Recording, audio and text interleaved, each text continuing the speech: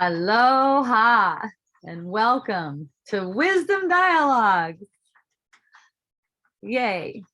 Coming to you from Hawaiian Paradise Park on the beautiful big island of Hawaii.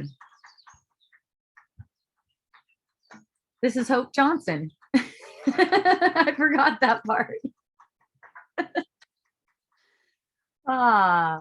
I have just been having so much fun, you guys. Just getting to see more. And that's the purpose of everything. You can say that's the purpose of everything. Every calling that you have, it's like for seeing more, forgiving more, loving more, finding more peace, calmness, charity. Yeah. And there's no other purpose for them. There's nothing else, because there isn't anything here, because this is an empty space. It's empty. There's nothing. So whatever it is that arises in our perception, we gave to ourselves for the purpose of opening our mind so we can see more of what's true. When we're perceiving, as in what we're making the world out to be something, that's what perceiving is. Like you're making the world out to be something. So like you could say, like, your mind is the cause, and that thing that you're making out is the effect of your mind. So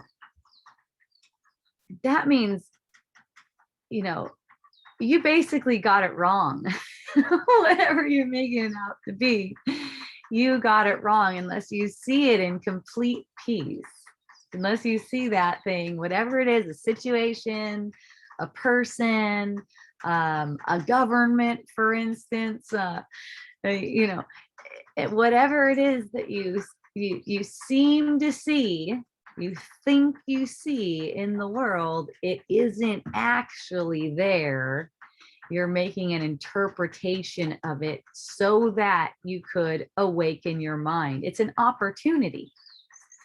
And the bigger the opportunity, you can say, it's a big opportunity when it's a big energy that you've been carrying for so long, and it's strong, and it seems to pull you in.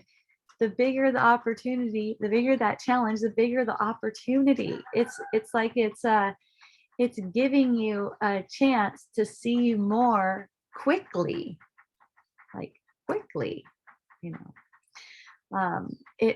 It's making you aware that there is a problem, but not like you make it into a problem. It's a problem with perception. That's all.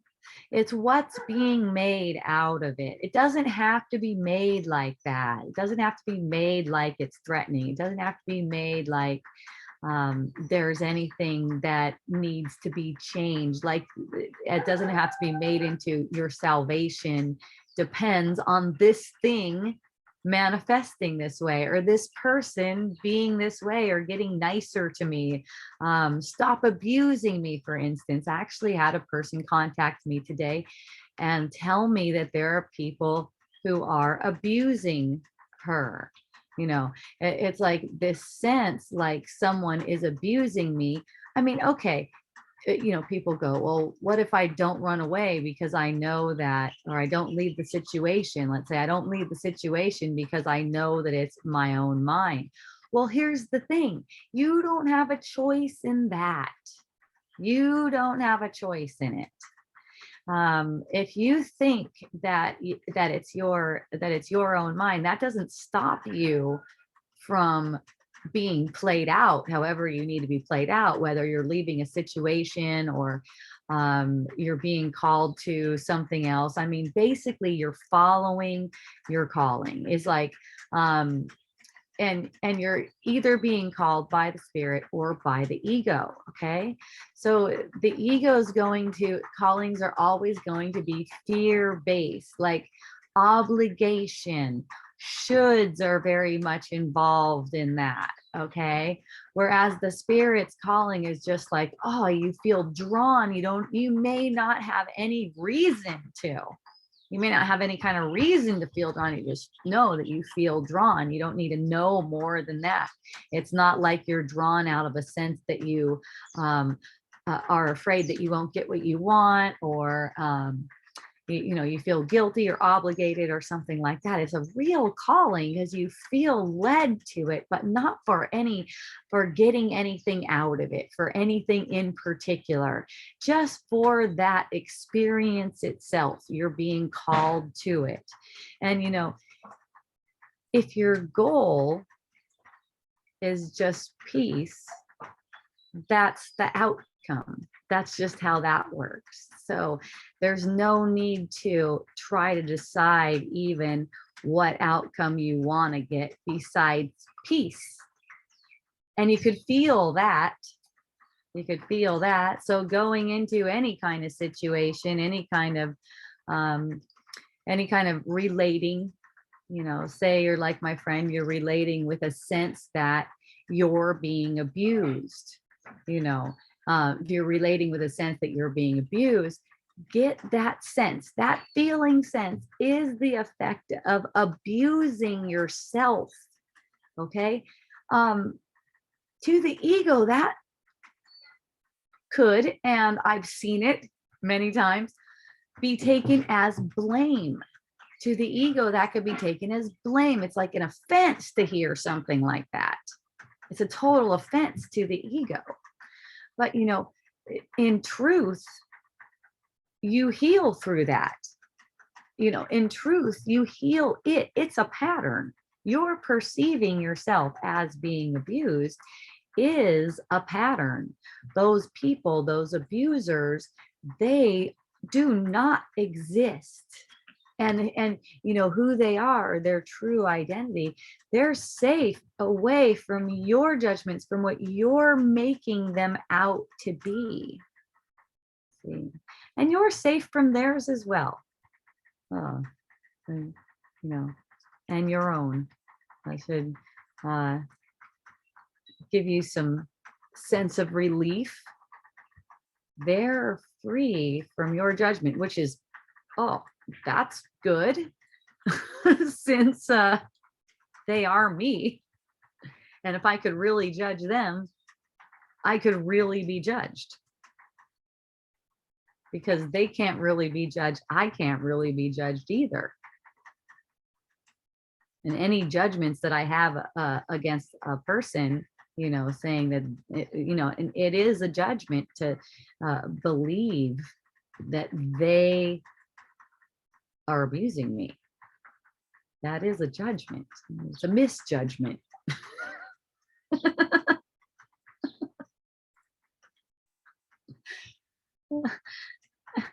Because I have all dominion over whatever it is that is presented to me. I ask for that. I ask for that thing.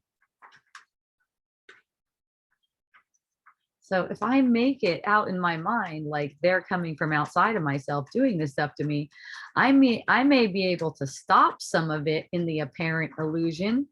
It may seem like I'm able to stop some things, not really able to stop anything, but it may seem like that, but it's also multiplying it. It multiplies in the perception whenever it's taken as real, as if it's true. It multiplies it. So then, I notice, I got friends who got narcissists on the mind. They got narcissists on the mind. Everywhere they look, they're seeing narcissists.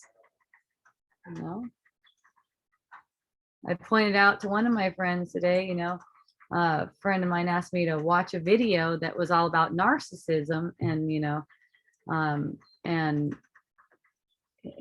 stating that these people are narcissists and that I need to do something about these people who are narcissists.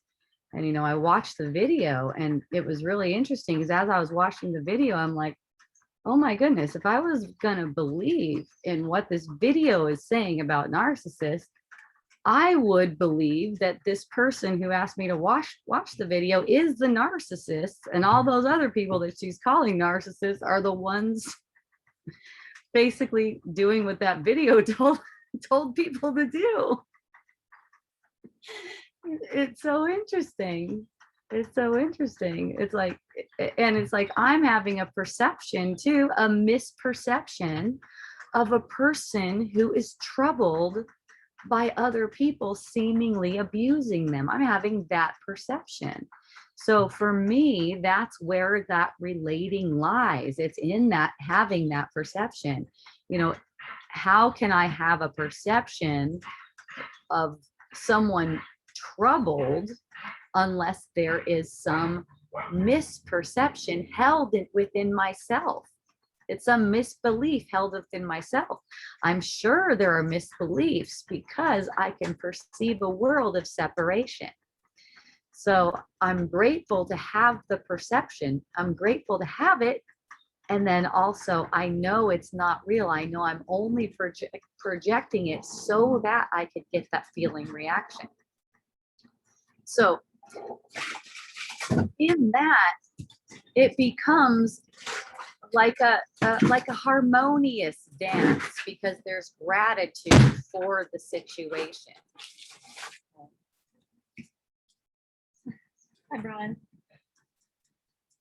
Because there's gratitude for whatever a person is bringing to the attention, whatever is there, you know, and it's so revealing how when we think someone is doing something to us, we're made to play out that same pattern. We seem to play the victim and then also look like the villain as well. Because whatever we project, we're just trying to hide from ourselves. We're just trying to hide some kind of pattern from ourselves, you know. So it's a sense like, okay, I am troubled. If I'm perceiving a person that's troubled, I am troubled. Show it to me. Let me see it. Let there be compassion for that. And you know, it's like in the body's energy field from perceiving a life, there's all kinds of troubles going on all the time as far as it's contracting. It's, you know, it's perceiving, these senses are gathering information, and the energy field is automatically contracting around it because the energy field is made of a construct of thought that's based on separation, and it believes these messages of separation. It automatically takes these messages of separation that come through perceiving to be true. And so that causes contraction. So that's why, you know, I often say, you can always relax more. Okay. You may think you're relaxed right now, and you can always relax more. And you know how the relaxation is allowed. It's just a tension. It's a tension on the feeling sensation. It's just allowing some attention for the feeling in the body. That's all it is. And you know, when you focus your attention like that, you can't be focused on thoughts. That's where you're allowing the spirit to guide you. You'll automatically receive thoughts that are uplifting. Just keep bringing your mind back to the sensation. It gets pulled away, it comes back, pulled away, come back. That's all. And it keeps on revealing more and more juice that you can get out of the experience. You know, it's like being loved or embraced, always within whatever you're doing. So a lot of you know, I was called to activism recently, and I gotta say, that was so much fun. I can't be more grateful. All those experiences, feeling driven. That was really interesting. Feeling driven for worldly work, Also, the questioning at the beginning, like, really, why this calling, and just open to it, and just allowing myself to open up to it and go with that calling, and being willing to learn through it, just being willing to learn whatever lessons there are, and open to teach too. And it was such a beautiful, just, mind energy attracts. So it's like there's all these beautiful interactions, um, with a whole community, a whole side of the community, the whole side of my community here in Pune, that I don't really find myself in circles, or whatever you call it, flowing with, in meeting and all that kind of stuff. And just like different energies, different experiences, and so having so much fun. And then all of a sudden it was like totally not interested. And at first it's like, really, totally not interested. Interesting. And sat with that for a minute. It was like, oh yeah, totally not. Because the feeling, the calling of it is like, okay, that phase has run its course, and given whatever, all the different lessons that I know of and the ones that I don't know of. Experience, sharing love, you know, blessing, so many blessings, so many sweet connections, and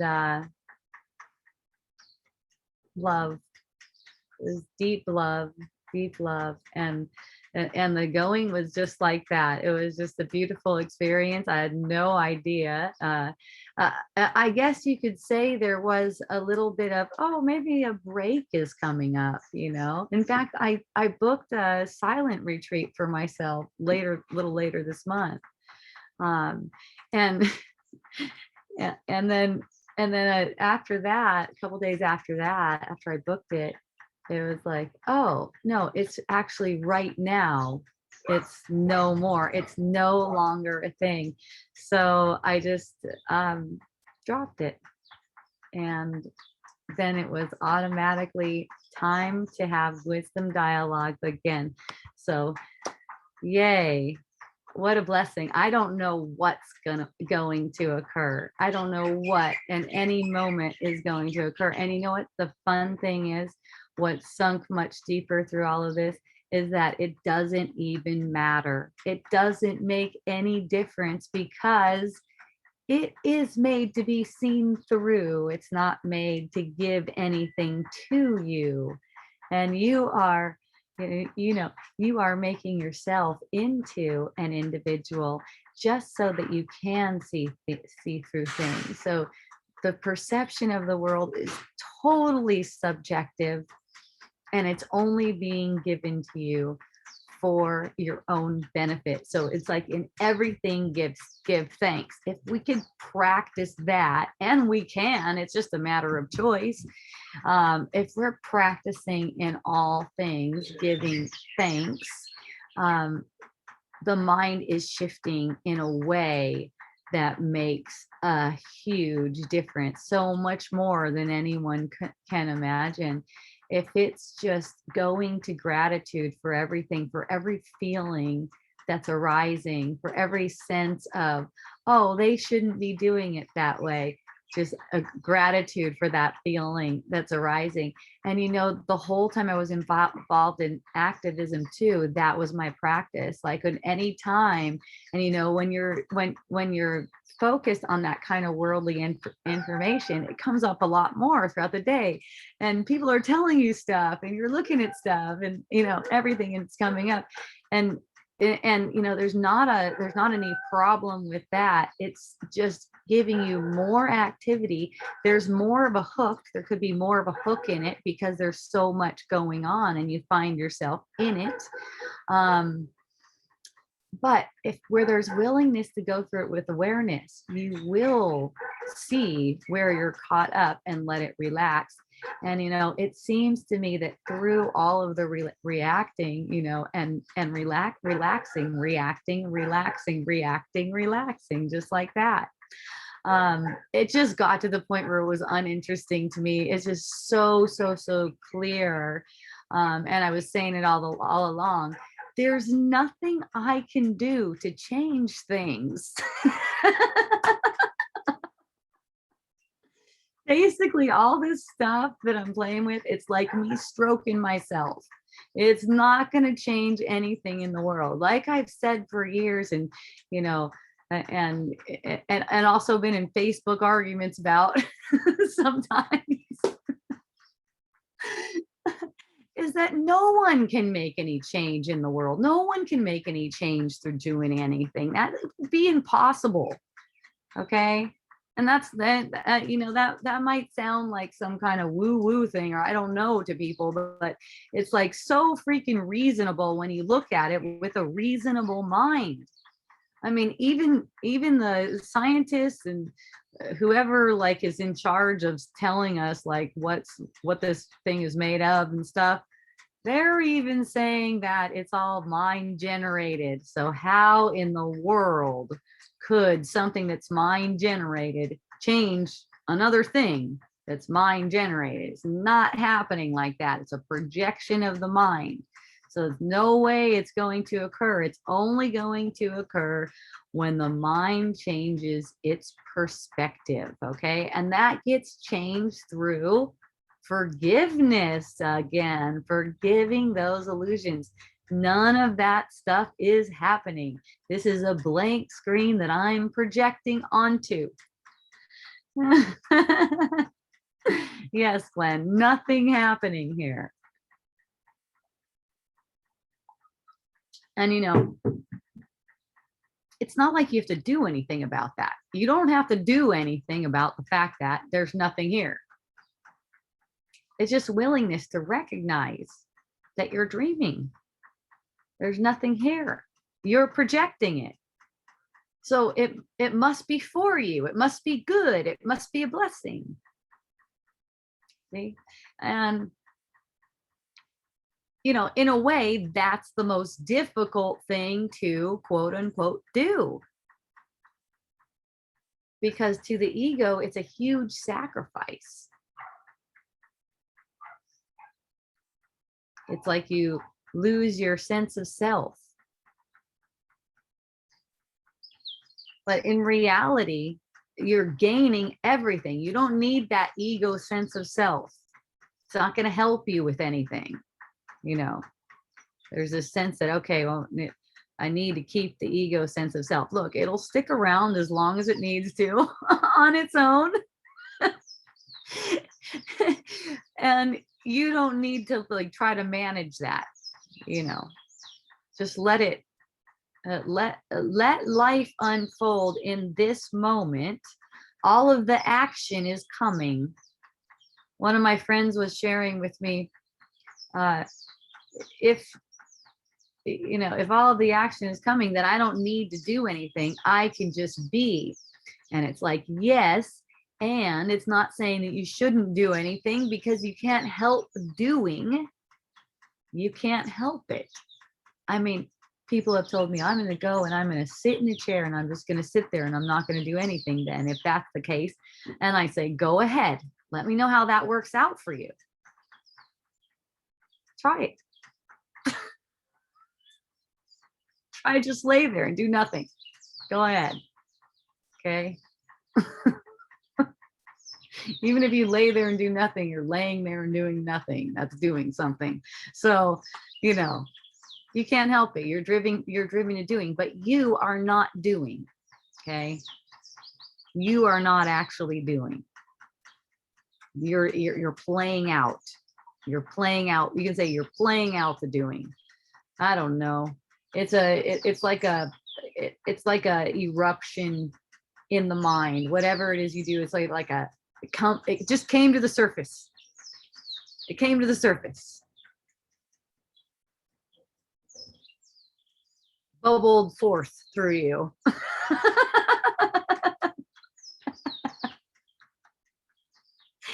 Angry Birds, I have no idea what you're talking about, but that is fun. I have played Angry Birds, if that's what you're talking about. Oh, I get it.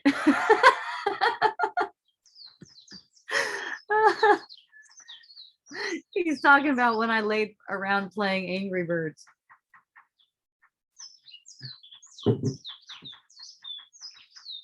And there's all kinds of judgments coming up about laying around playing Angry Birds. How productive can this be? Is my husband going to go look for a new wife because I'm just like not contributing to this whole relationship? You know, watching the mind, basically just watching the mind, watching it pass, watch it do its little passings and watch what it says and smile at whatever it says, just smiling at whatever it says. You know, that turns out to be a really productive time laying around playing a video game on your phone. Like, it does not matter whatever it is that you find yourself doing. If you're watching the thoughts, watch the thoughts about what you were doing specifically, because they're hilarious. Because those thoughts that are about what you are doing are based on the belief that you are capable of doing at all. That's why they're comical. They're based on that false belief that you are ever capable of doing.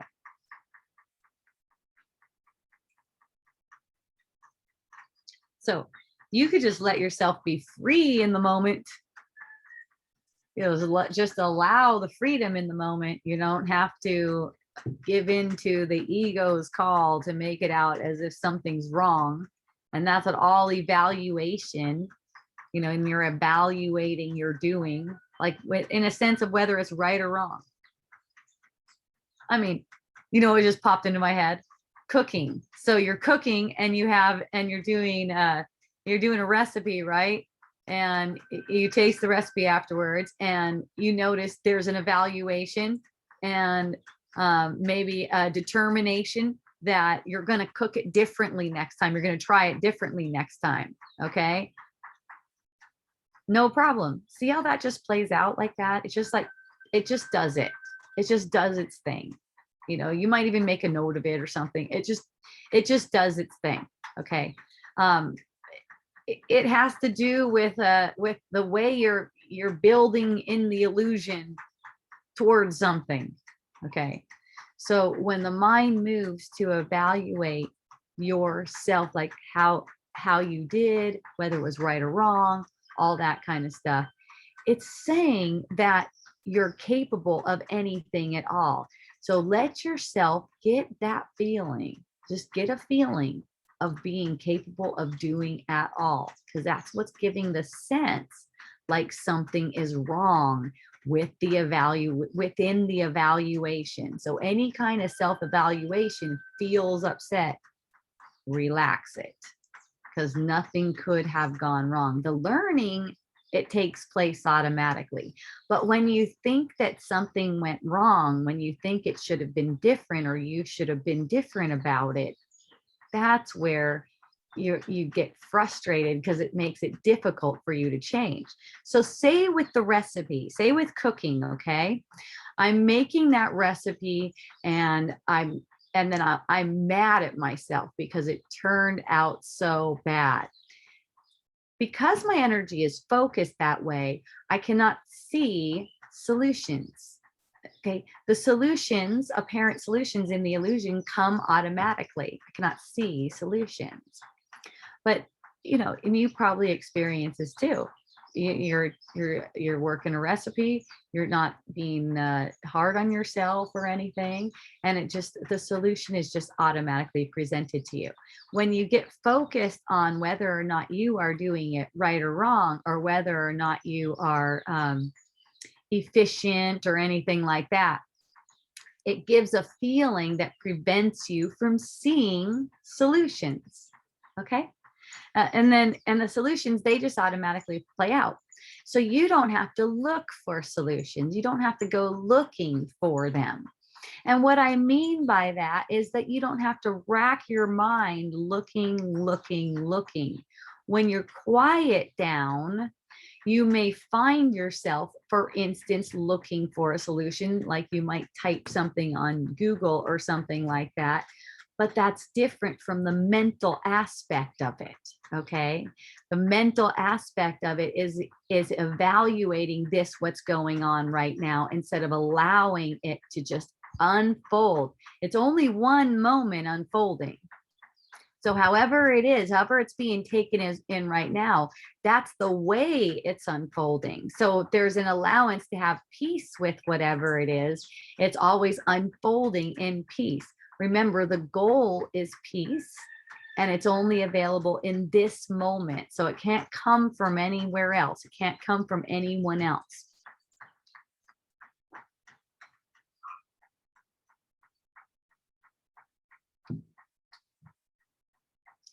I love to get the sense that it does come from someone else, though. That is the best, because it's a healing opportunity. I love to get that feeling. Today, I got the sense I was being bullied. I was so glad. Someone told me, if you love me, you would do this. Dang. Feels like I'm being bullied. How awesome. And you know, it's like the person who seems to be doing the bullying, the way I see the person who seems to be doing the bullying, they are calling for love. Okay. It's like, and they are me. They're not separate. They are me, and they're calling for love. So if I take that bullying to be outside of myself, I'm going to become defensive to it. I'm going to be pushing the person away. So I'm going to be like not answering the call for love. Okay. And the pushing away does not, again, happen in the action. So you're not trying to manipulate your action as to not be looked upon as if you're pushing someone away.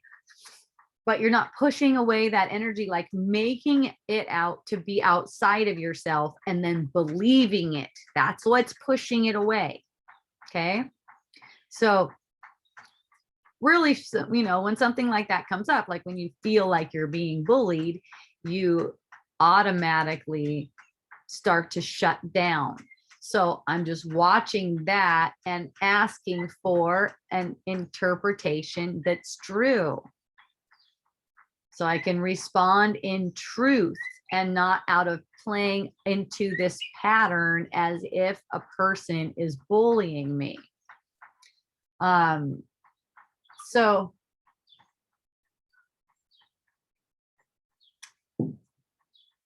I just waited for a really good feeling. Like, what's a good feeling about it?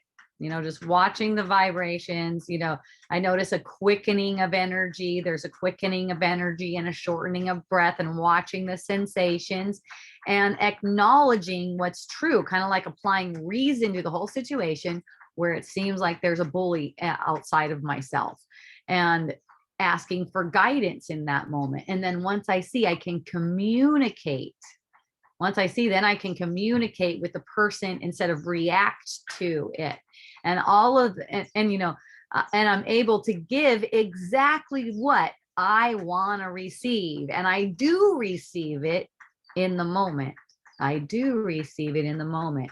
Whether or not I perceive the other person as receiving it, I just allow that to be as it is. I know that it's received. When it plays out is not my responsibility. When that plays out is not my responsibility. Every time I get a triggered reaction, it's the same kind of energy to just allow that triggered reaction to be there and apply reason to that impression that the bullying is outside of myself. Okay. Because if I start to make the bully real, things get heavy, I get mean, and I can justify my meanness based on my perception that there's a fucking bully. See? And I don't want to be mean. Why would I want to be mean when I can only be mean to myself? So I allow people to have whatever interpretation they have, and I work on my own interpretation, my own reactions. Take everything that anyone says as a blessing and look within. And then, it just keeps on getting easier because your response feels good. It feels good, not in a way like you're getting someone, but it feels good if you were to receive that response. You receive it, you feel good. Ah, yeah. Doesn't feel good because you got one over on someone, or you were more witty than them, or you had the better cut down. I know that kind of feeling good. That's an ego feeling good. It's an ego inflation. And see, the thing about an ego inflation, it's also followed by ego deflation. Which wouldn't be a problem if you weren't identified with the ego in the first place from the inflation side of things.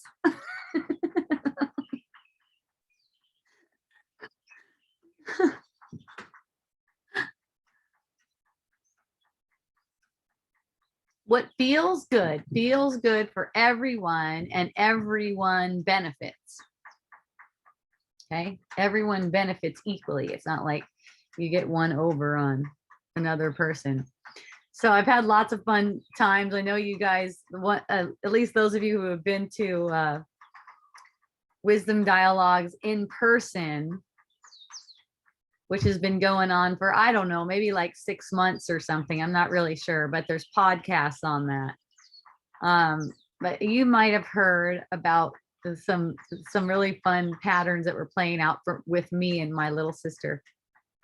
And it is so amazing because all of them are coming up there. They keep coming up, which I love.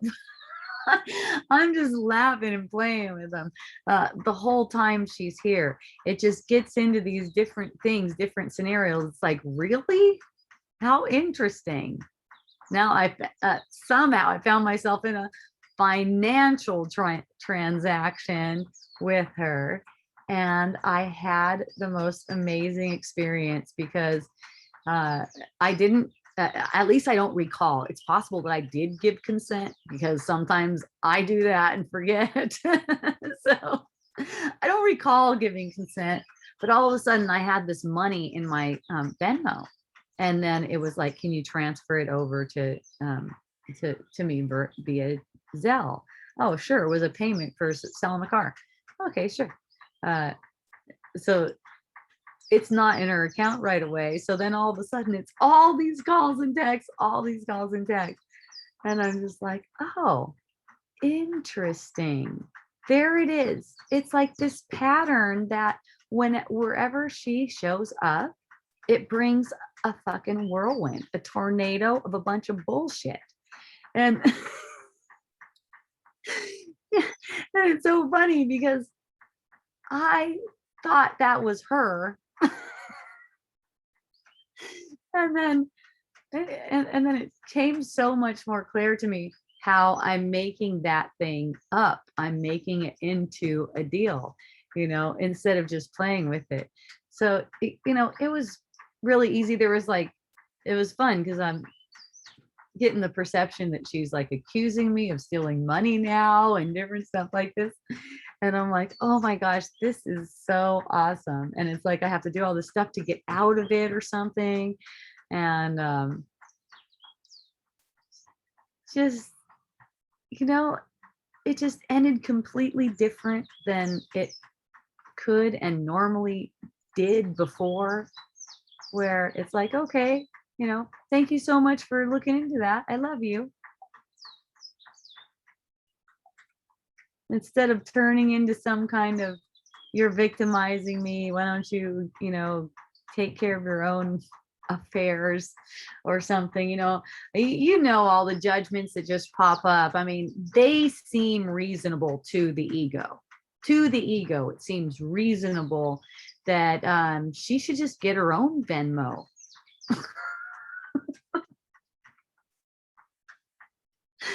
But I don't believe it. That's the thing. So see, that thought's fine. It can come. It's not believed, then it doesn't carry any weight. Then it's not a judgment. It doesn't turn into a judgment. So that thought can present itself. And yes, it looks reasonable if you're coming from an ego perspective.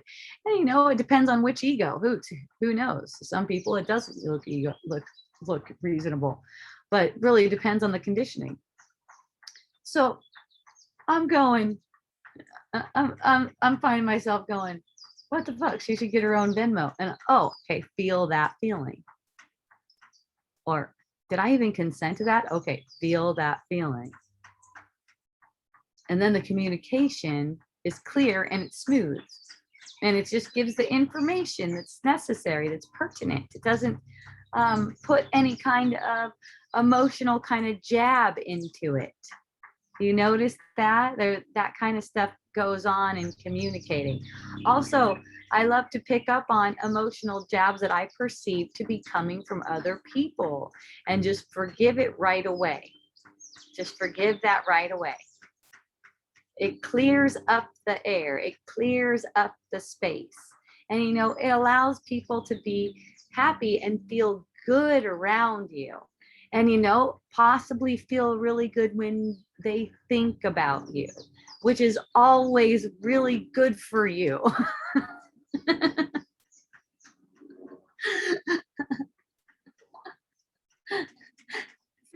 Since it's only one mind, whenever we find ourselves feeling shitty about someone, okay, so we're thinking shitty thoughts, that's why we're feeling shitty about them. We're actually setting it up for people to feel shitty about us. We're setting up it's like we're casting that out for people to feel shitty about us. It's like we're putting this energy out and trying to hide it from ourselves and really giving it to ourselves. So whatever we give, whatever we put out, that's what we're bringing back. That's what the messengers of the world are coming to deliver back to us. So all of us are heavily conditioned, as we can see, we're heavily conditioned in beliefs, and that's why this world looks so real. So the only thing that this world is for is undoing that conditioning. So that makes it fun, right? I mean, maybe a little bit scary at first if you thought this thing was real, but also the beautiful thing about it is there's no death. There's no death. People seem to die, but no one's even been hurt in any of these processes. People seem to go through all kinds of suffering. None of that, even emotional pain, all that stuff, it's not real. Even the emotions aren't real. The emotions are just like guideposts. They're just like pointers. Those don't last. The reality doesn't change. That's one way you can know, emotions are changeful. One way of looking at it too, or one way of saying is the only true emotion is love, and that emotion lasts forever. It doesn't vary into something else, doesn't turn into its opposite, like the kinds of emotions that we see here.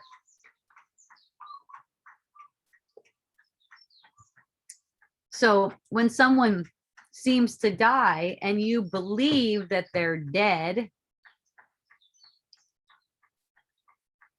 you can't know that you're communicating with them. I'm not going to say you can't communicate with them, because you are communicating with them constantly. Can't know that you're communicating with them because your mind is so powerful. If you really believe they're dead, how can you communicate with them? Life is eternal and there's no opposite to it. Dreaming takes life and makes it into a process of guilt and death. It's like a painting over what life really is. It's an illusion. It's like a drawing over what it actually is.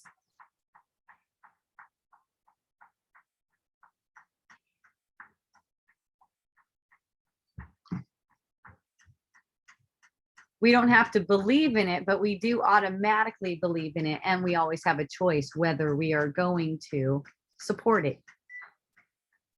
One way someone put it to me today wasn't allowance, something that you do with narcissists. Enable, that's it. Enable. So like not enabling the ego to abuse you, basically. Or enable the ego to abuse you. Those forms and, you know, on the surface come in form of your neighbor, your partner, your teacher, child, whatever. Those forms that come to seemingly abuse you, or like in my case today, bully you, are just made of thought. And they come to show you how to undo that thought that makes that thing manifest.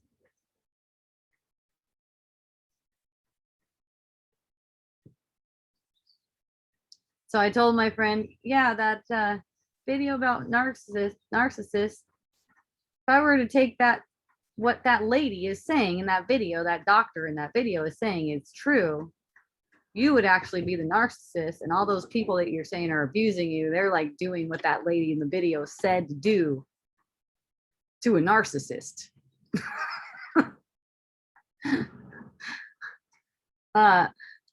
So then she asked me for some proof about that and why she deserves the consequences. And I said, oh no, you don't deserve any consequences. And then there's no proof. That's not an interesting pattern at all. I don't want to uphold that. I don't want to pursue that with any proof. That's just what it looks like.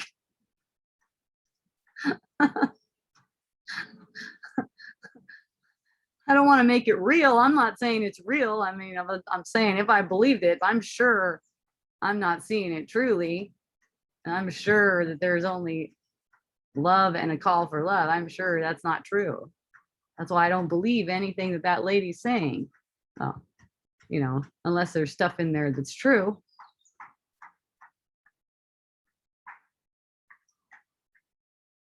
Here's what you do with a narcissist. You punish them, you isolate them, you ignore them. That's how you deal with them. I'm like, oh, basically from what you're telling me, that's exactly what those people did to you, because they think you're the narcissist.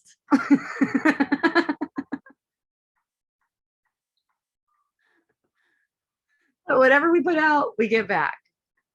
Whatever we put out in the world, we get it right back. Yeah. So, you know, for me, getting the perception of someone being troubled like that is such a blessing, because I know that there isn't a person being troubled there. I know that it's just my mind. So I just allow whatever it is to come forth, and I allow all upset feelings to be resolved, and there to be love, only love, and for it to be revealed to us. And it just shows itself. It just presents itself. It's like, no one is wrong. I mean, we're going to, just like the subtitle of my first book, protect the innocent, was protecting innocence. We're going to protect the innocent from our judgment of them, basically making them out as if they have a problem. No problem. There's just some misperceptions.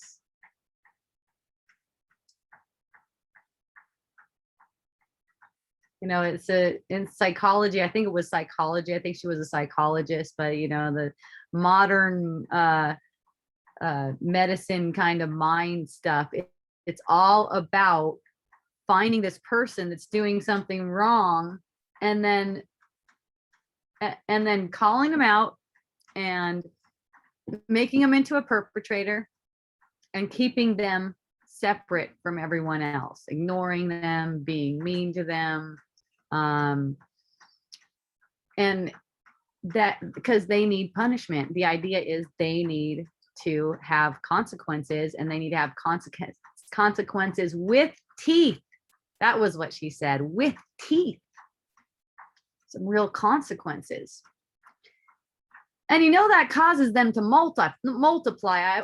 I know, we know it causes them to multiply, but these people, they have educations in the system of fear, the fearful system, basically the system of the world. They have educations that tell them that they are right in their assessment, that they actually can make sense of the world and be right about what they perceive in the world.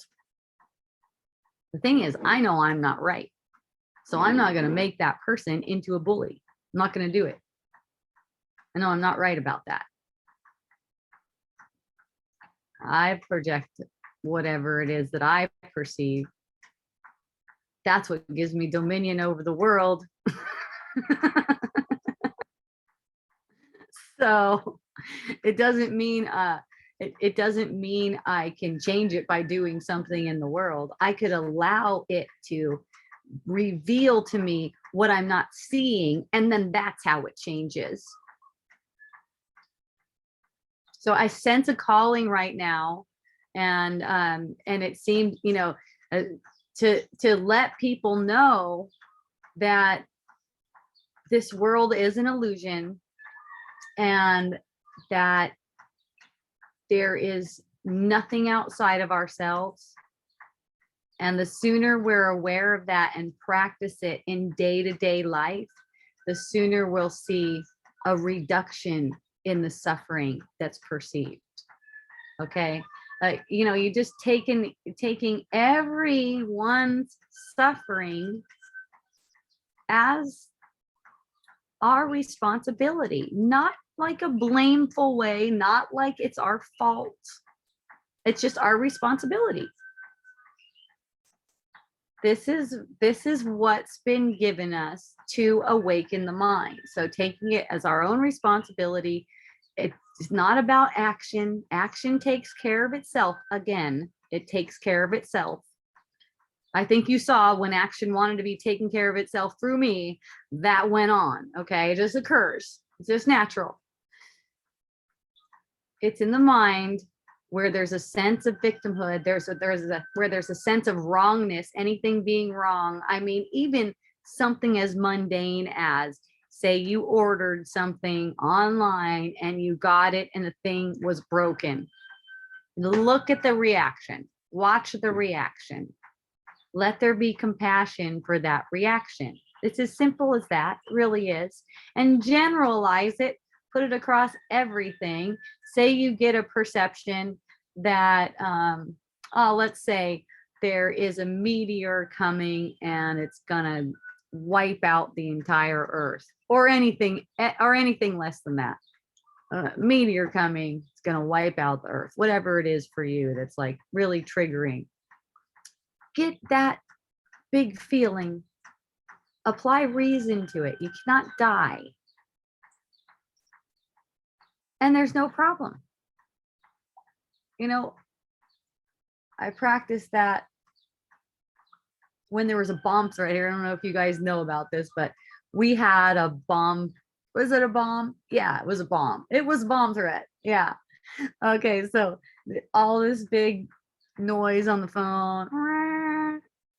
We're about to be struck by a bomb or something like that. And immediately I got a big reaction and then applied reason to it. And I felt really excited. I went looking out the window to see if I could see the bomb as it's coming.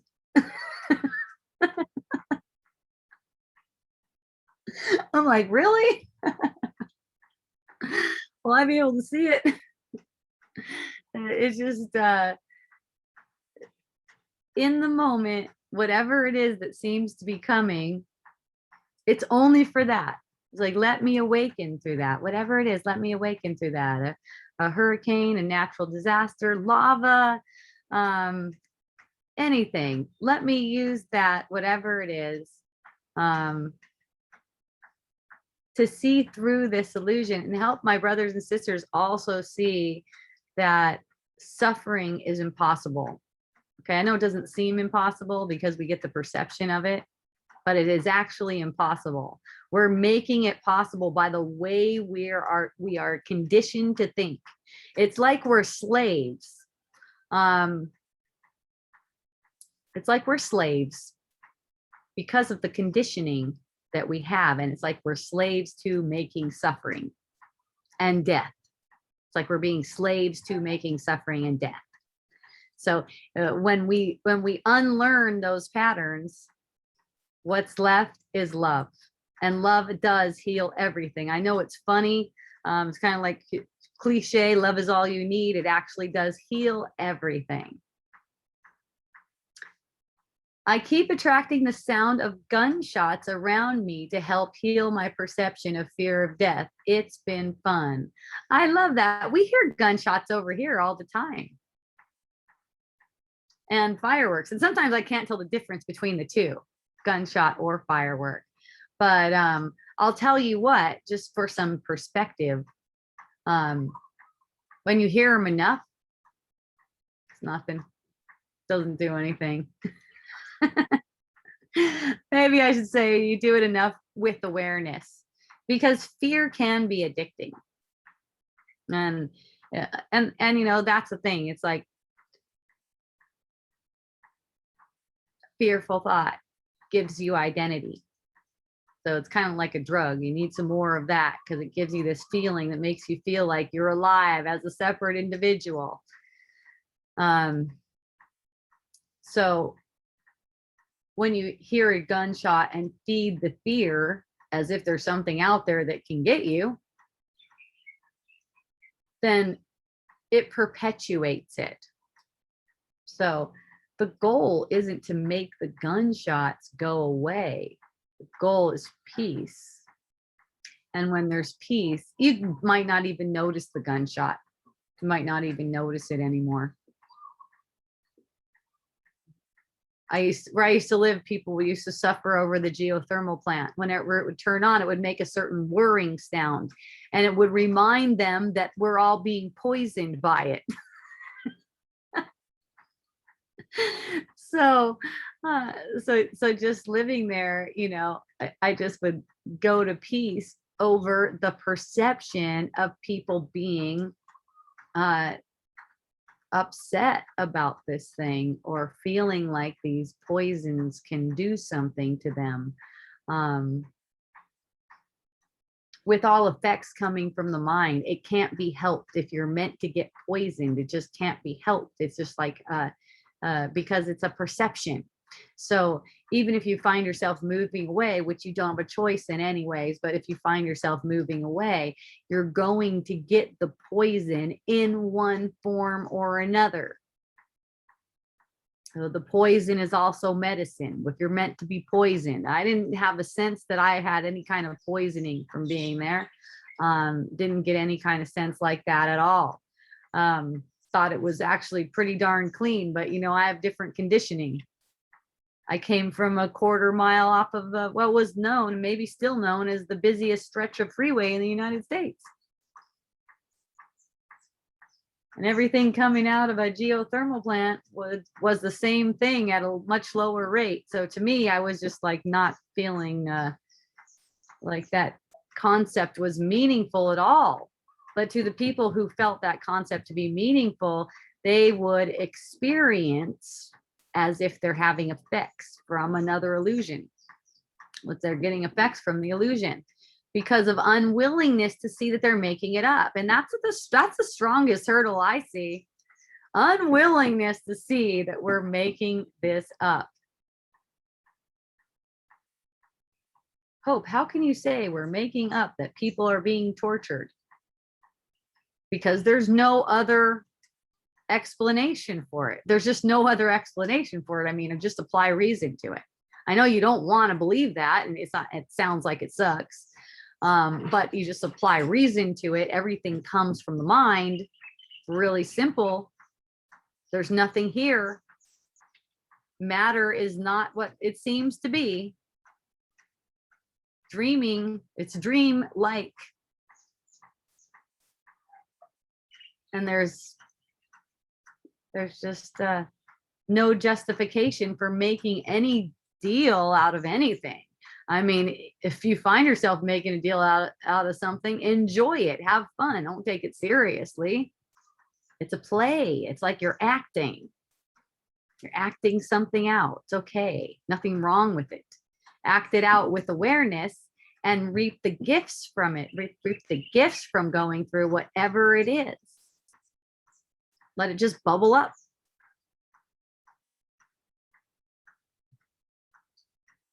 Love can't help but uplift itself. That's what it does. It just uplifts everyone. It doesn't try to confound anyone, trick them, manipulate them.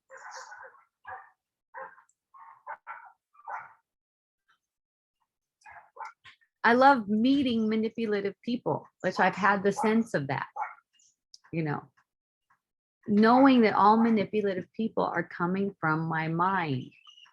It just makes it so much fun. I love to play in it. It's just like a sense like teaching the manipulative person that that's not really necessary. There's only love there. Just teaching by example. Not by correcting them or anything like that. Just teaching by example. And the example plays out by itself. Watch when a manipulative person or a narcissist, let's say a narcissist, tries to manipulate, or I don't know, what is it, narcissize you, play their narcissist games with you. And admitting that it came from you, how can you play with that? How can you show yourself that that is not necessary? Because only love is here. How can you show that? How can you reveal that to yourself, that that manipulation is not necessary because only love is here? So again, it always goes back to that sense like they shouldn't be manipulating me. They are manipulating me. Oh my God, they're manipulated. They're a manipulative person. I don't want to be around them. Let the feeling be the guide. Watch the upset feeling. Let there be compassion for it. You'll be moved to say or do exactly what you need to say or do. You don't need to concern yourself with that. And the person that you're dealing with, they will get what they're looking for. What they're really looking for from you is love. Now, that's really what they're looking for. Anytime you have an upset feeling, you're encountering a call for love. Anytime there's an upset feeling, it arises in you because it's for you. So you're upset because you perceive a manipulative person, apparently. But you're not really upset because of that. You're upset because something that happened a long time ago that's still echoing like that. And you're projecting that thing to take responsibility for that feeling that you have. So you don't have to be aware of it. But when you turn it around to, wait a second, I am projecting this. This is me. I'm doing this. I'm making a manipulative or a narcissistic person in my experience.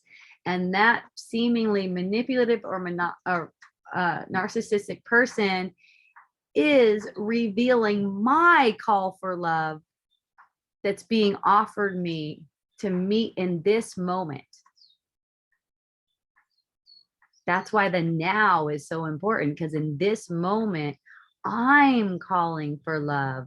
When I perceive a person like that, watch the feeling, because that perception of that person like that, it just changes.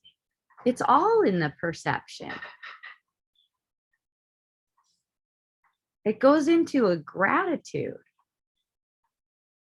And that heals that narcissistic or manipulative pattern in the general mind. That heals it in the mind. So that heals this kind of conflict between us, because it's an awakening. It's an awakening to, you're demonstrating that this is not necessary. This does not mean anything. It doesn't even mean anything. It's certainly not going to make me hold something against you.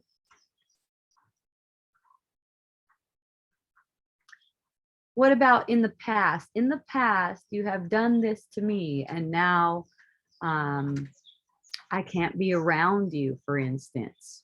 I can't be around you because you did this to me in the past. You know, that's not a problem. If you feel like that, I'm not saying that you have to be around people that seemingly did something to you in the past. Just look into that feeling. One, you don't have a choice whether you're around them. And two, applying reason to the feeling, to that sensation that someone has done something to you, and being open to extending love. Remember, whenever you're upset by the perception of another person, that's your mind calling for love. And in this present moment, you can supply it and have that healed, and, you know, come into the recognition, because it's only through the life. It's only through recognizing in the life that what you perceive isn't really there, that you'll awaken. It does not happen in a perceived death. It doesn't happen after that. It's only through life. It's only through the experience of life. And that's what people are being resistant to, myself included, is opening up to, this is what I made. So let it bless me, and let it bless us, and bless everyone.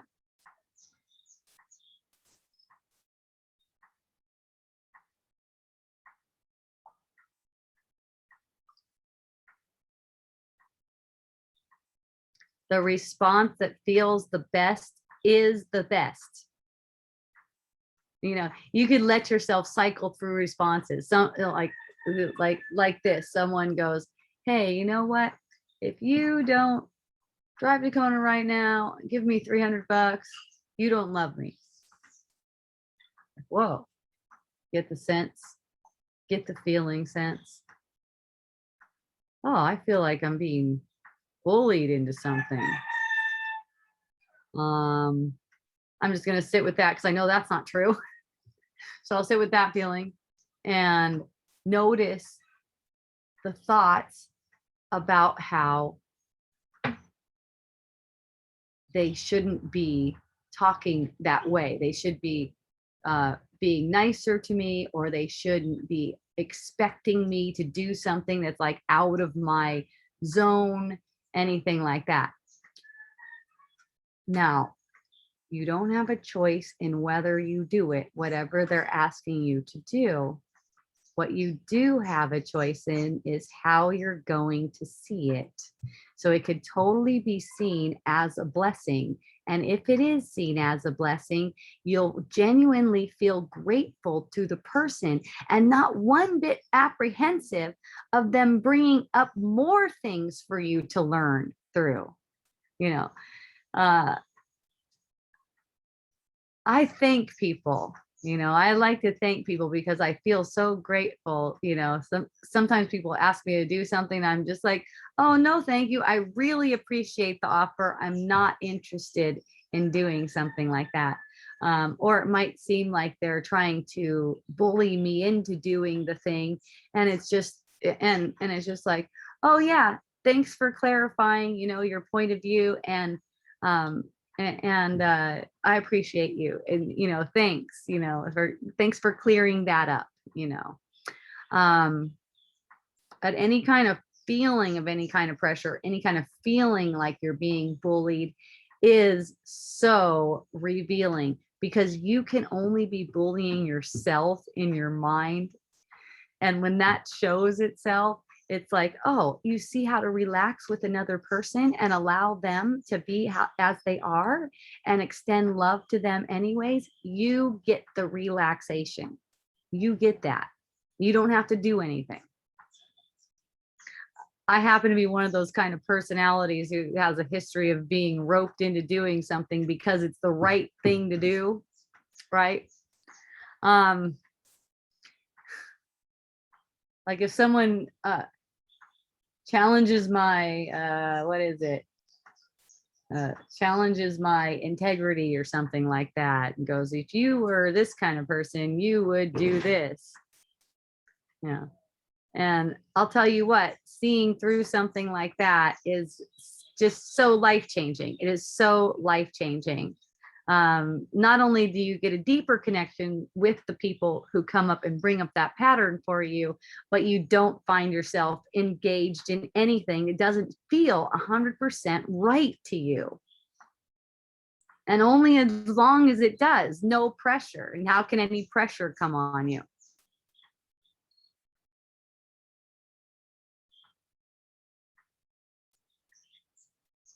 You know, things might feel challenging. Like I know going into certain communications, like, okay, this could feel challenging, you know, like for instance, I have a wedding coming up, my brother's wedding. I'm going to be going to Vegas in August. And my mom just told me that my stepfather will be there at the wedding. And I said, oh, okay. So my stepfather, he's a guy who apparently, you know, we have a history together where he plays out a child molester and I play out a child. And I haven't seen him in, shoot, I don't know, close to 30 years, I think, quite some time, close to 30 years. And I said, oh, okay. And I asked my mom, I said, is he okay with that? And she said, I don't know. I don't know if he's okay with it. And because, you know, I've heard from him that he feels embarrassed about the whole thing. So, you know, my plan is I'm just going to love him up. You know, I can't see any reason for anything else. For one, no one does anything to anyone, and his innocence is mine. I cannot hold a lack of innocence out for another person without feeling judged like that myself and playing it out everywhere. So, I mean, when I found that out, I felt stoked. I was like, wow, there's going to be an opportunity to demonstrate that there's only innocence and that nothing happened. And who knows? Who knows? Perhaps so much pain will be released. I see that. I can see that. Perhaps decades of and lifetimes, you know, because we play these over lifetimes. Like it's not like we just met in this lifetime. And he was playing out the molester and I was playing out the child. We have played this fucking shit out millions of times. So this time might be the time that it doesn't need to play out anymore because it gets resolved, that the guilt gets resolved. That's what gets resolved, the guilt. It's all that can get resolved. There's no way you're going to stop child molesting or anything else without resolving guilt. So that means the guilty person, the one that you call guilty, that's not so. That's not so. They need healing. It's a call for love. They need healing. So the healing is available to anyone that gets the perception of anything that makes them cringe, or get any kind of reaction, any kind of painful reaction. You get a painful reaction to something, that's kind of like your special purpose in this moment. That's what's given you specifically right now at this point in time to heal. So hooray for all of the perceptions and all of the people, the actors that seem to have played this thing out so we can get these perceptions and we can heal our shared mind.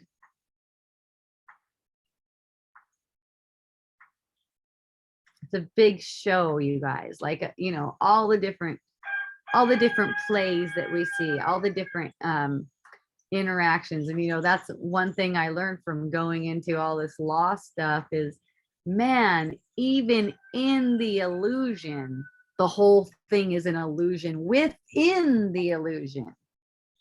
It's like not even standing on anything. It's a trip. It's like the whole system that we perceive is sort of like mist. It's like sort of like floating and changing and could poof disappear in an instant or transform. Yeah, who knows? But any kind of sense of tyranny or oppression or you know, I get the sense of tyranny when I see that sign that says click it or ticket. That's the thing for me. I think it's great. I get really excited about it too. Because whenever I see one of those click it or ticket signs, there's this sense like someone is telling me what to do and it does not feel good at all. So I just allow myself to come to peace when I let that be kind of like an inroad to allow more peace. I know I'm not the only one getting that interpretation. I may be one of the few, though, that knows what it's for.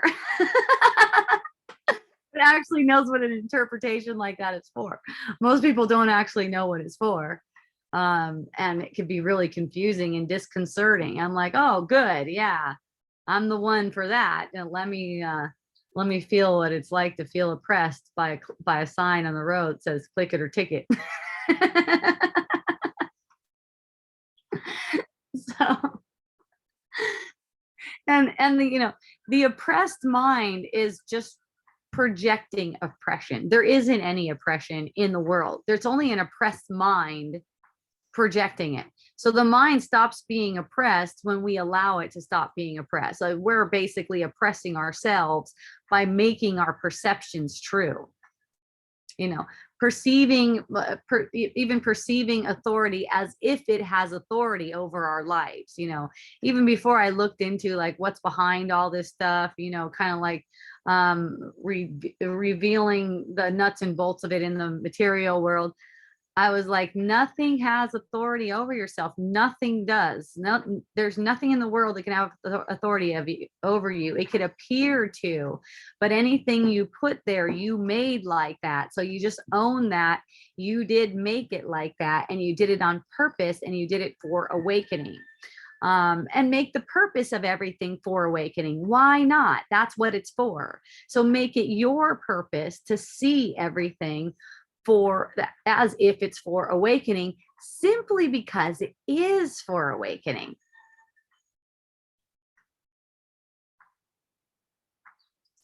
I had friends ask me too, a couple of friends asked me, hey, Hope, if it doesn't really mean anything, why are you doing that kind of stuff? And, you know, it just goes back to one of the base number one teachings is not to evaluate yourself.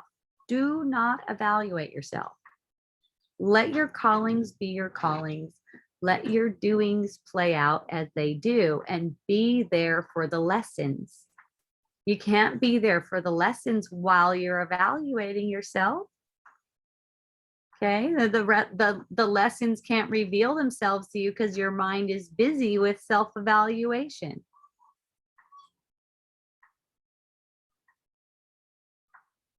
Again, just turn the attention to the feeling or the breathing or both. I mean, anything that's a sensation. There's so many sensations. You know, one of them that I like is just like looking out at nature, you know, just like looking out at nature and taking that in. That's also a sense, you know, just getting any sensation, the wind. And once you put your attention on that sensation, you're not following the thought, you're not chasing it and making things real and making more illusions for yourself and extending time in that. That's the other thing. When you're making illusions for yourselves, you're extending time within which it gets played out. So it's like we're sitting here extending lifetimes for ourselves because we make illusions true. Once we stop making illusions true, the next thing we know, our life, our illusory life is shortening, which is what we want. We want our illusory life to shorten. I'm not talking about this lifetime. I'm talking about the illusory life, because there's like a path set forth in the mind, like it's going to keep on going. And every time we make an illusion true, we set out more time in the mind. So now when we look at those illusions, it's almost like we're rolling that time back up and taking it, you know, rolling it back up. So it doesn't need to take what million lifetimes or whatever is set out. But, you know, don't let that be a deterrent, because it can roll up fast. And actually this lifetime could be the lifetime that you see through, not with death. I'm not talking about death. I'm talking about seeing through the illusion. That's totally different. When they're seeing through the illusion, that means, you know, that it didn't even exist. It didn't even exist. And everyone you know and everyone you love is already with you. No one's separate or apart with you. Communication with them is constant. And then you're aware of that. You're aware of that constant communication. You know, if you look at the subtle energies of the body, you see that there's so much going on. You know, you could say that all that is a reflection of all that's going on in the mind, all these communications taking place, all these exchange of energy, exchanging different ideas and thoughts. And it's all like, it's all going on in the body's energy field first. That's the first effect of it. That's a first effect of thinking.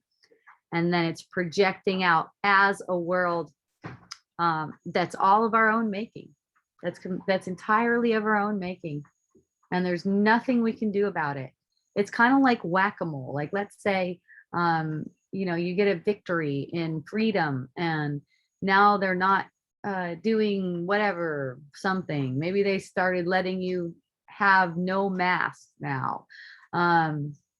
It's like whack-a-mole, because you just get the same sense of being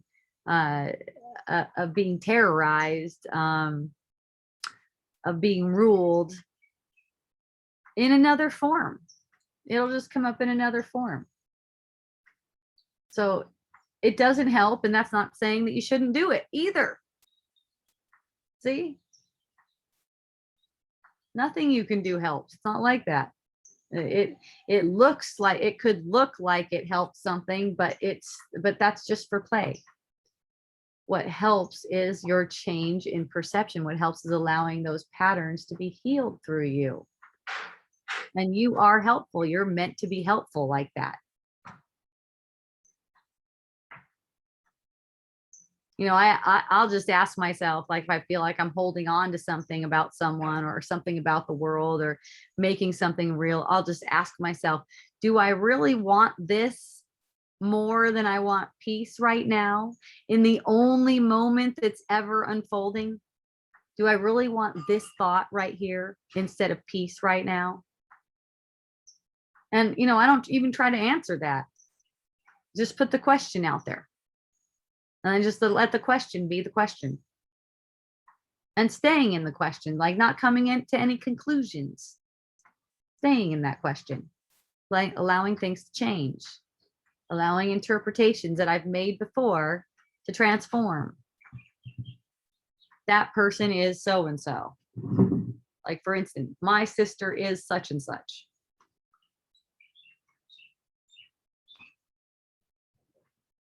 And I get all those perceptions that I built up. And it's funny because, even the thought occurs to me because she shows up here in Hawaii, and I'm like way far away from all the rest of my family. I'm like way far away. They're all like Arizona area and stuff. And here comes my sister. Not just any sister. I have a lot of siblings, not just any sister. The sister that I seem to have issues with. It's perfect. How can it get any better than that? But it occurs to me, God, I wish this would be this other sister that came. And I see something like that and just smile at that. If I take that thing as true, I'm going to be a sourpuss. And I'm sure not going to get any healing out of it if I'm taking illusory things to be true. But because I know I'm making that up. Let's see what's in store for me. Let's see what it is. And sure enough, I got it. I got the scenario that I would expect, that I would normally expect.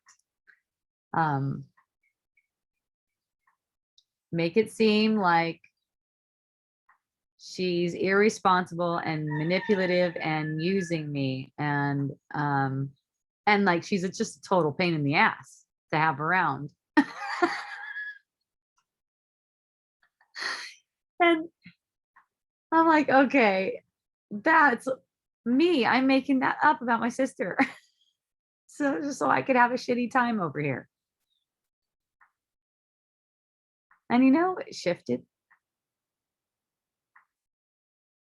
I never have to believe any of those kinds of thoughts just because they occur to me. Oh, this is so hard. Why do I have to deal with her? How is it that wherever she goes, then all of a sudden people get embroiled in drama?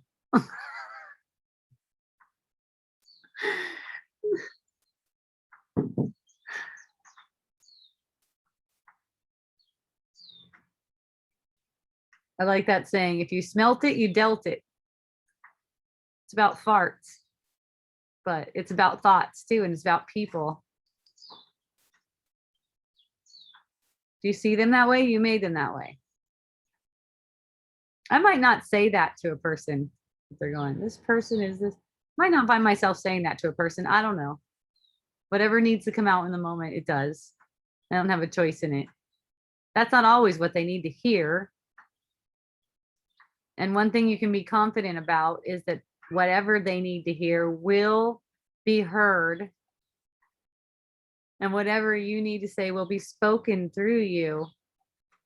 Just give it up as an individual that needs to figure it out, or someone who needs to defend yourself against something in the world. Let things come. And let your reactions and your responses also be part of the entertainment. Just let them come. See how innocent you can allow yourself to be, no matter what the perception shows you. And remember, everyone else is yourself. So everyone else is giving you an opportunity to see how innocent you'll allow yourself to be in your own eyes, in your view. Because you are already innocent without any opposite available to that. There's no opposite to your innocence. Nothing, you can't be anything but innocent. And at the same time, when you project as if innocence is lacking, you bear the brunt of that judgment. And you don't want that. And at the same time, you've heard of karma. So you've set all these things up in the mind, and now you're bearing the brunt of the judgment, you can be released from it also in an instant if you just accept the release. You just accept the release that you spent lifetimes building up. As soon as you accept it, it's gone.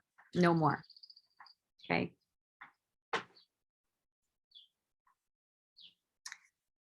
So, does anyone have any questions for me?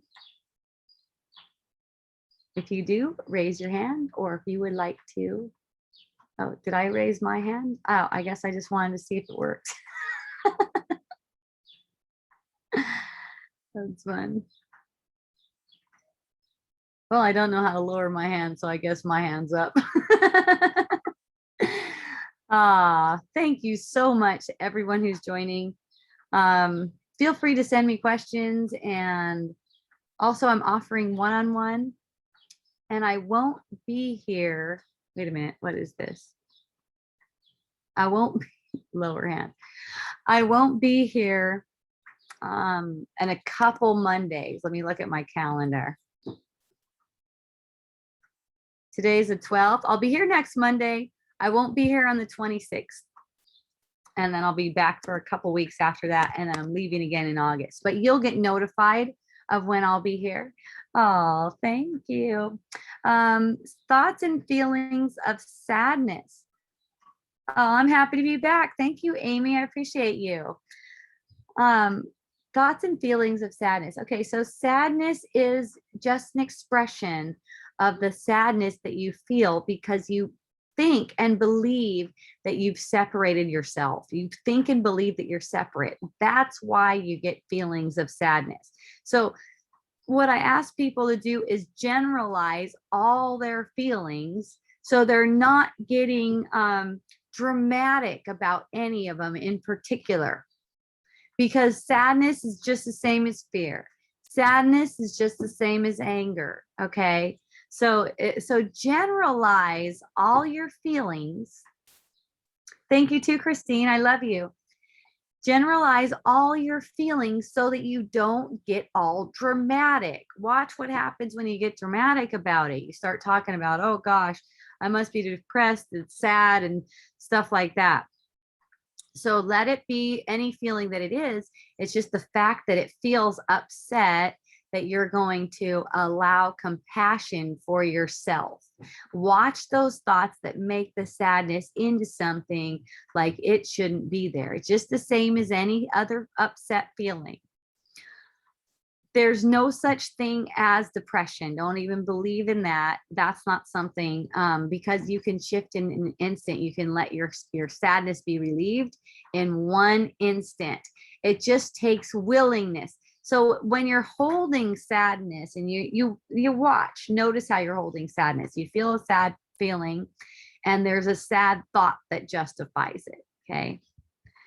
That sad thought that justifies it needs to be seen as untrue. And then you got nothing to hold up sadness. How do you see that thought is untrue? Well, first you got to actually see that you are pursuing a thought that makes you feel sad. In order to see that you're pursuing a thought that makes you feel sad, you notice the feeling sensation in the body and notice what becomes available to you in terms of thought.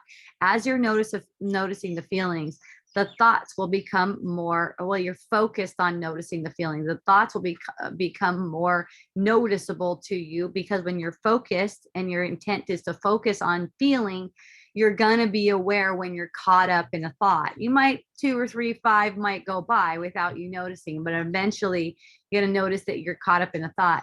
That's going to give you some information instead of hooking you. Now it's giving you information. It's telling you what is supporting this feeling. It has to be justified by something. No justification, no upset feeling. So once you see that the thought that's justifying the sadness is not true, and you're going to see that it's not true by allowing yourself to feel what it feels like to think like that. That's how your mind learns that you're hurting yourself. You might as well be punching yourself in the jaw, only it's much more detrimental to you than that, because it actually steals your happiness.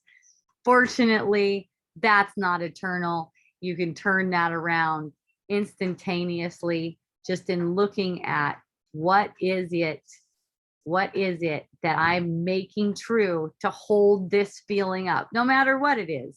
Call it sadness, call it whatever you want. It's untruth and it's believing in deception. And the feeling is there to let you know that you've been deceived based on what you believe to be true. Okay. It's just like a guidepost. And you can only be addicted to thinking. You can only get addicted to thinking. And it's not easy to break the addiction to thinking because your thoughts about being sad really support the image that you made of yourself. What those thoughts that justify sadness, they also support the image you made of yourself. And because of that, there's lots of resistance to it and lots of fear around it. But that's okay because you're stronger than all of that kind of stuff because of who you are. You have the power of all, you have all power basically. If you take the all powerful one, the creator, let's say, and use the symbol of the sun, like say the creator is the sun and all the sun's rays are these uniqueness extended from the creator.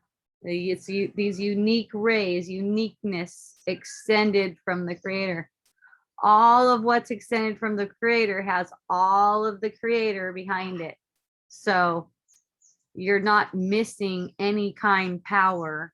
You have all of the say in whether or not that pattern keeps on going. You're actually making a choice moment to moment, whether that pattern gets fed with your loyalty or it gets revealed as an untruth, as a meaningless thought that doesn't do anything.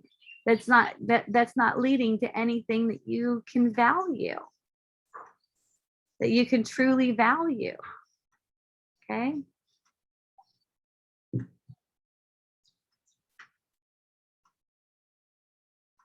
Anyone else? Thank you too. I love you. I love you, Christine. Wisdom dialogues forever. We'll see what happens. I don't have a choice in that either. It was fun when wisdom dialogues all of a sudden stopped. It was like, oh, you're stopping all wisdom dialogues. Oh my goodness. Fun. And it's fun to begin again with so much more, bringing so much more gifts. I so appreciate all of the journeys. I have a question about worrying about other people. I recently had the perception that something was really wrong with a child who came over to visit. He talked of killing himself, killing other people, wrote "fuck you, mom" on the fridge, and stole money from our drawer. It was challenging one to see through. Okay, so yeah, I don't see a question in that. I don't see any question in that. But for one, the reaction like of a mom seeing someone talk about killing themselves, I know the reaction, I'm familiar with it. And it's just the same as a feeling of sadness or any other feeling, you just get that feeling and don't worry about what's on the surface. Just really don't even worry about what is on the surface. You can even have fun with it. One thing with my kids, how you would interpret. Okay. Yeah. All the interpretations up to the spirit, of course. So I interpret everything the same way, ask the spirit and not give it my interpretation. But it all comes down to, it's all love. And the interpretation that you get from the spirit, you could say it's personal because it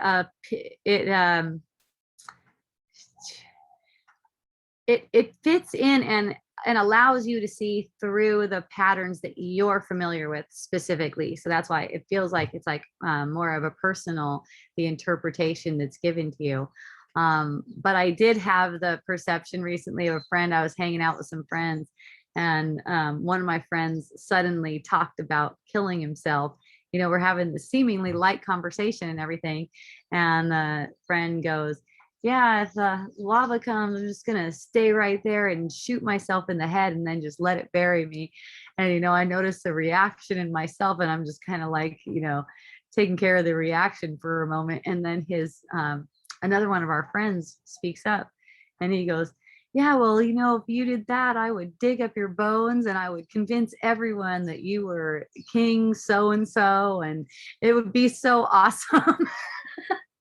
So I'm like, that's just perfect. He's just playing with it. He's playing off of it as if it's some kind of uh, a rib, it's like a riff. It's like a comedy riff, and also I could say when my kids were younger, I've had a couple of my kids tell me they're going to kill themselves, and just not making a big deal out of it.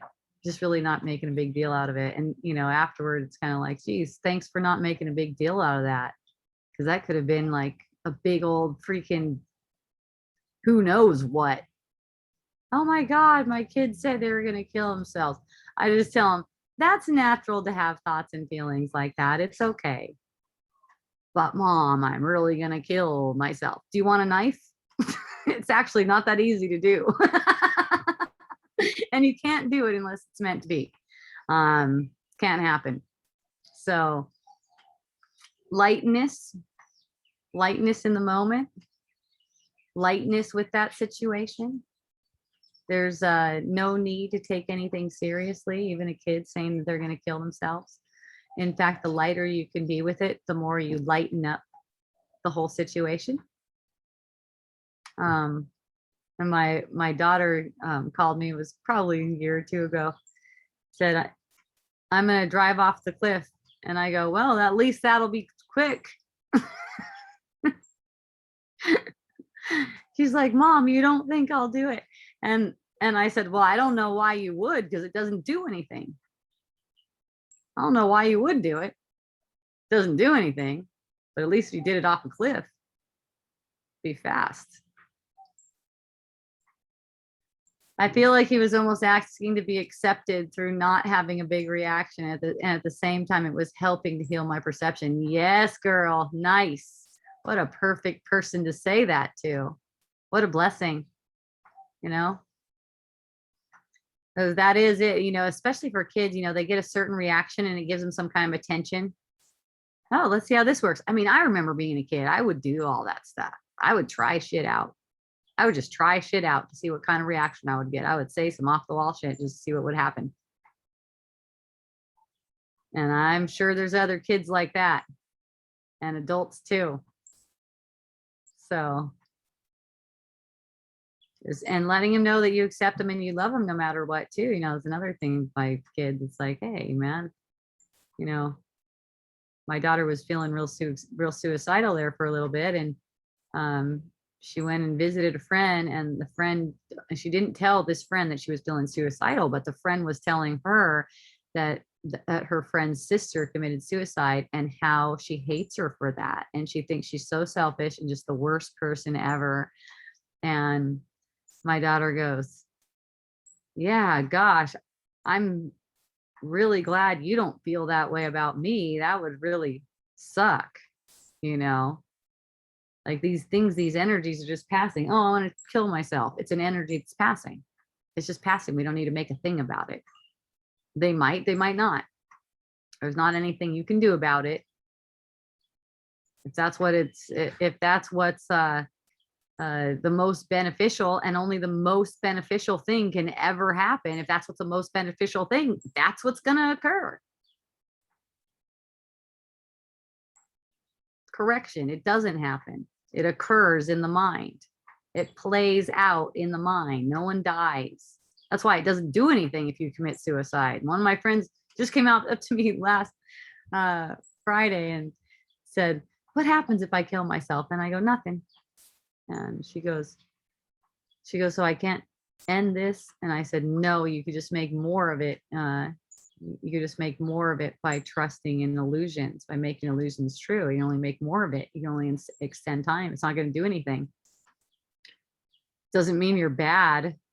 Will you get some worse karma next time? I don't know. I heard that you do. I don't know though. I don't think it's relevant. I don't think it's actually relevant what karma you get. Just that, you know, why, like from my point of view, it's like, why? It seems completely meaningless. It's like, because it's like this, when you're already having a life experience, and you've moved through this much of a life experience, and you've gained more wisdom in the life experience and through the life experience, now you're poised to accept healing. You know, why try to start over again as a baby? I don't know. It just doesn't seem like something that would be awesome to me. But, you know, joking around about death, I love it. I love that. Because it is meaningless, and in demonstrating that it's meaningless, it's going to stop weighing so heavily on people. And then there's less of a draw for it. There's less of a fear for it. It weighs heavily on the mind. And so there's a draw for it. There's like a calling for death.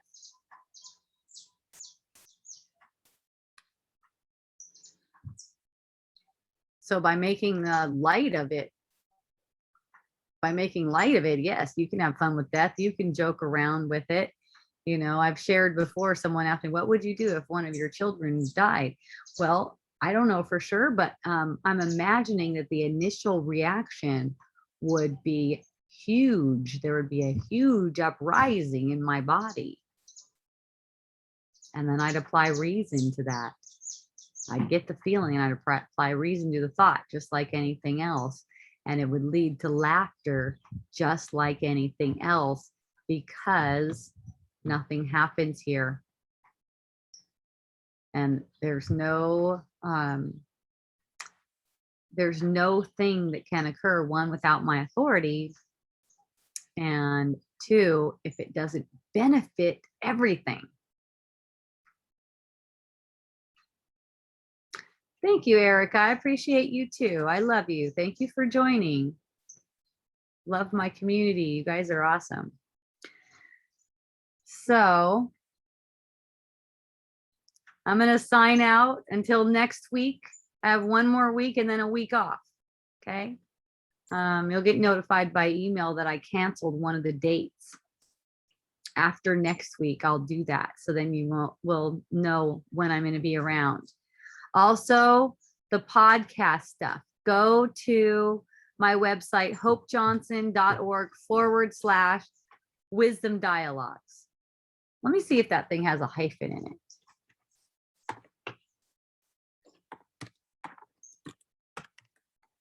Because those ones, those recordings, those are of the in-person ones. So those are, I just record those and get them up on the podcast stations. And also it's available right on my website if you want to view it from my website. Yeah, it's hopejohnson.org. I'll just copy the link for you guys. And then if you want to go there, you can. And you can listen to stuff there. I also accept donations there, and that's to pay for stuff like Zoom. I pay for Zoom, website stuff, and obviously if I get more donations, I'll just keep on spreading this message more. And probably if I don't get more donations too, I'll just keep on spreading this message as much as it's appealing and inspiring to me. So hooray, I'm so excited. Mirror, love. Oh, I love you guys. Thank you. You guys are all so sweet, and awesome and wise. I love that. So grateful. So yeah, until next time, I'll have another recording for you after Friday. If you're around Pune area, I'm currently at Hawaiian Sanctuary Fridays 3 to 5. I appreciate you. Thank you for joining. Until next time, mahalo, aloha, and a hui ho.